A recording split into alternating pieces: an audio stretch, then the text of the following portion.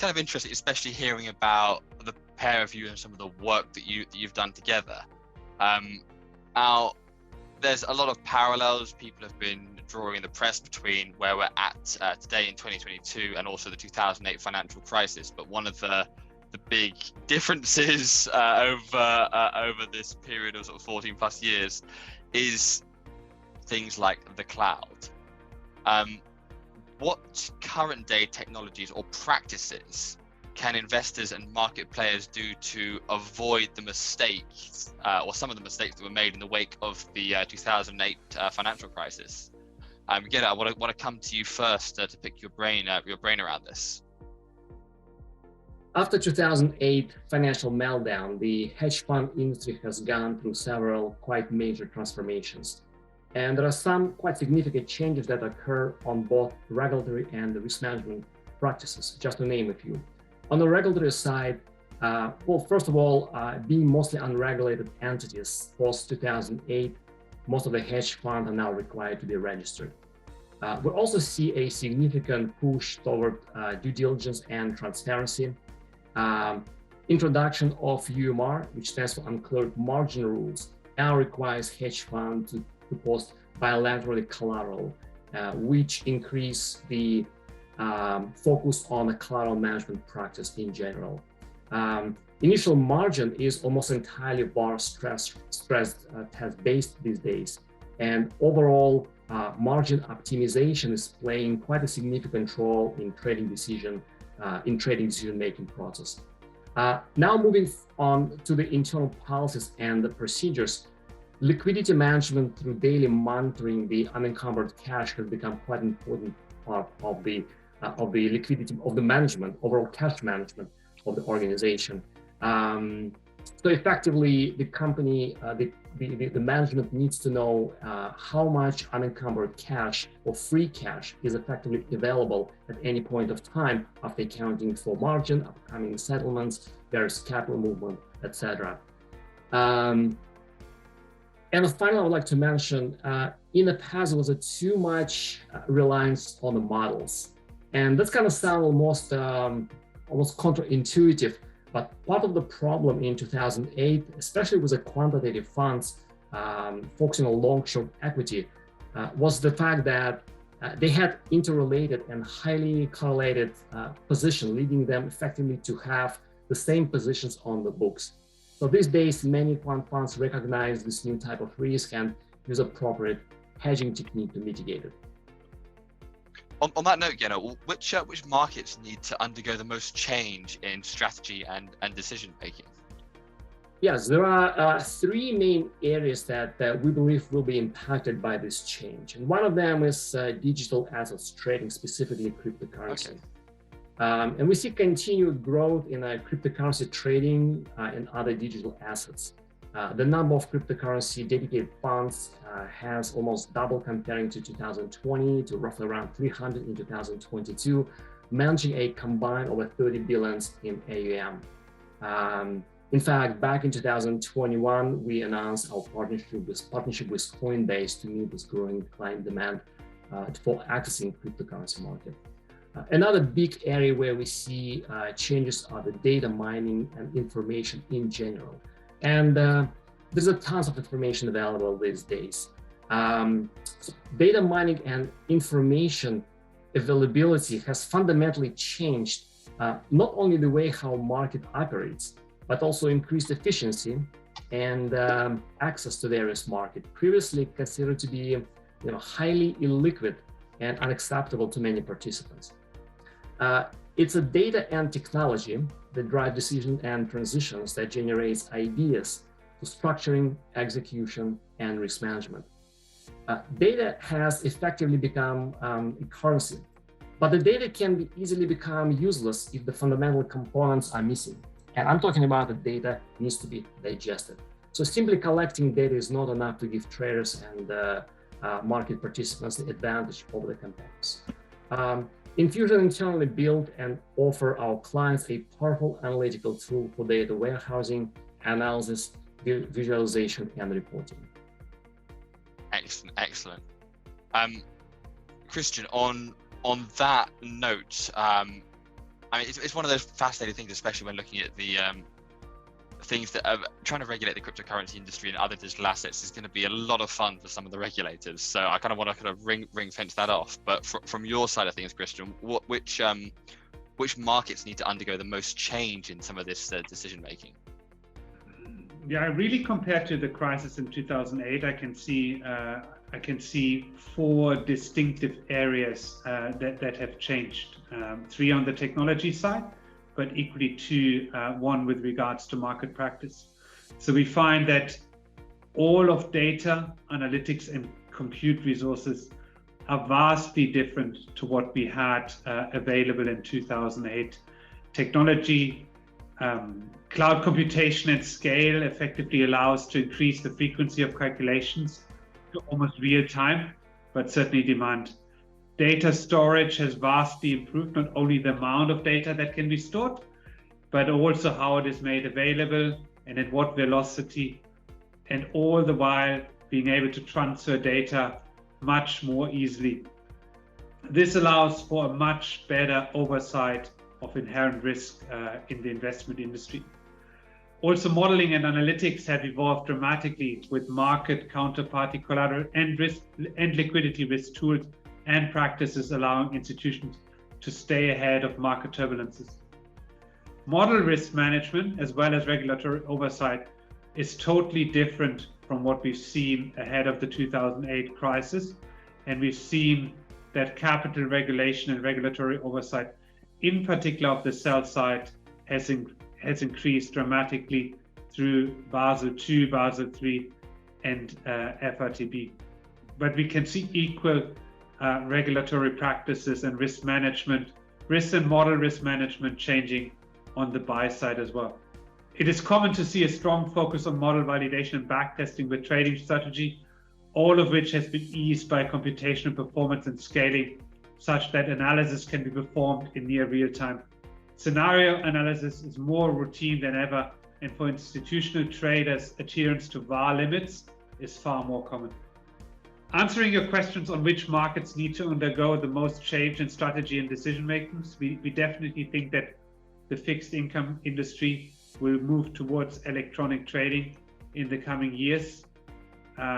We see that high volatility will require strong market and counterparty credit risk management, and we anticipate further adoption of data-driven approaches to quantitative fixed income trading strategies. I can see, the technology obviously has had quite an impact here, but let's have a wee look at the future. And obviously, everything you say, I'm going to absolutely hold you to this, and in 12 months' time, we're going to come back and see what's actually come true. But what do you predict the financial markets will look like in the next 12 months? Are we going to go back to sort of 2021 major heights, or have we really just scratched the surface of some of the volatility that we could see? Again, I want to come to you first for this. Oh, thanks. That's a good question. We think the key economic transitions that will take place during the next 12 to 18 months will likely be driven by the following factors. Well, the first one is the continued slow recovery of supply chain mechanism caused by initial disruption due to the COVID. There are many unknowns here, and geopolitical tensions can certainly put some additional constraint on this recovery process. Global economies most likely be moving from globalization toward the reorganization process as governments rethinking their interdependence.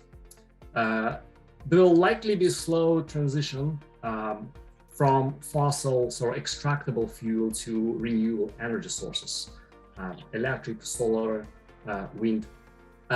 Russia energy sector stand out with Europe will probably expedite the search for alternative sources of energy, and high cost of extractable fossils will create investment opportunities in renewable energy. Most likely, we will see the high interest rate environments. It will stay, and there is a possibility of the recession. Again, we talk about inverted yield curve, slow economic growth, etc. I would like to mention that these and other factors will likely increase shift for some money managers toward more systemic trading and fundamental research, creating a demand for both data and models as a tool to express their investment views. And finally, I would like to mention the Enfusion platform offers multiple partners opportunities. Our partnership with FINCAD creates a truly unique combination of quantitative expertise with complete front-to-back portfolio management solutions to serve a wide variety of financial trading firms, including hedge fund community, multi-strat, global macros, event-driven, long-short equities, various family office, pension funds, etc. Excellent, Christian. Can I get you to look in your crystal ball of some predictions that we're going to hold you to for the next 12 months? Yeah, I very wish I had the crystal ball in my hand, but I'm pretty certain that if we come back in 12 months' time, everything will have turned out exactly as we haven't expected today. So I do think that the uncertainty around inflation and the required monetary policy path is somewhat of a leading indicator for a more volatile market for the next 12 months. This extends to need to carry out scenario analysis, and we expect a continued uptick in volumes of FX derivatives as well as volatility derivatives. I can't see that the stock market will rebound from the heights of 2021, in particular with the anticipation of rate rises as well as indicators for a recession in the global economy. Some of the areas that are definitely of interest for us to watch out is the development of cryptocurrencies and DeFi in general. The energy sector will undergo a huge transformation, both from the pressure on global warming, but equally to cutting the dependency of Russian gas and oil. I anticipate that the trading of carbon credit will move much more into the spotlight over the next 12 months. Absolutely, and a lot of what you've predicted there, Christian, sort of go quite hand in hand with things such as the energy, and then of course a lot of carbon credit trading. Yeah, absolutely, and I think again it's very important. I mean, the one thing that is certain for financial market is that they are uncertain, and that the flux of innovation is extremely high. And I think this speaks to the topic of today's dialogue, that building on a best of breed partnership is extremely important for technology providers to stay ahead of the game in this environment. And I think the partnership of Enfusion and FINCAD is standing on very solid grounds to master the next 12 months. I'm glad you've said that, because I mean, today we've heard a lot about inflation, volatility, uncertainty, and some of the economic transitions that we're expecting. So the one thing that has come up time and time again throughout this discussion between the pair of you is the working relationship between Enfusion and FINCAD. Obviously, that's been built over many years. What is it? And this is to both of you, just to sort of wrap things up. But what is it about this working relationship that makes it so special? Is there sort of a cultural fit? What is it about these two organisations that seem like a win-win all round? Christian, you go first. What is it that makes it such a special relationship? Yeah, I think it's absolutely critical that we align our success. If we're not position ourselves to be willing to go the extra mile, if we're not wanting to empower our partner, then our partner won't be successful. And I must say that we're very proud of our global partner program and working with partners like Enfusion. Today we serve over 50 partners globally, many of them ranking among some of the world's largest asset and wealth management platforms.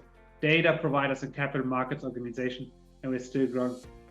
Nothing fills us with more joy than to be part of the Enfusion success story and the small but critical role we played in helping them building their business. It's all about the small details, really. Believe in the business idea, supporting each other, being responsive and supportive when it really matters, and also making financial sense. And I think this is a key element of success. If the incentives are aligned, then you will find sufficient alignment and will to make it happen. I have no doubt in my mind that FINCAD is one of the most advanced analytics libraries and portfolio valuation and risk solutions.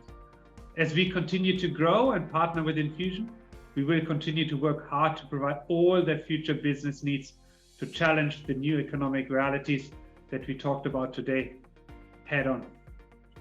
Yeah, no, over to yourself following that review there. Yeah, thank you. I think it's a great question. I'm glad that you asked. It.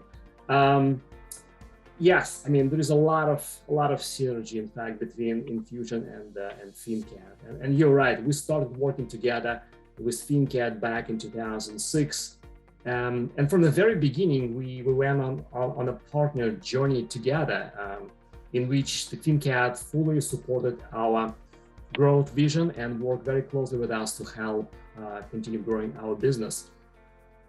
Apart from superior analytics and pricing capabilities which power our entire platform, FINCAD team really understood what it takes to build the real business relationships, which has been a fundamental to our success story.